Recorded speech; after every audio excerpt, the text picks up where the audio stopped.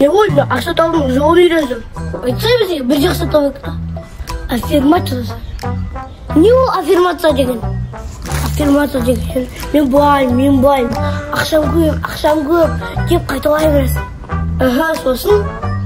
Сосын ақша өзімен өзі келе береді саған. Ей, мен саған таза қазақша аффирмация айтайын ба? Айтыңыз. Ей, үйде мал бар ма?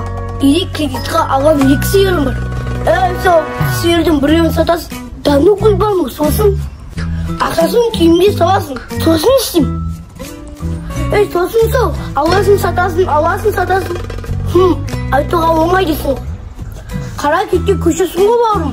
Мәзір бағдарлама болып кетті ол бір адам. Өзіне сен, өзіңді алып шығар, ақылымен еңбегін 2 жақтап деп Абай атамыз айтқан. Абай атамыз айтып тастапты ғой. Ақылымен қиялдайсың, табандылықпен әрекет етесің. Сосын айласын тұтасың.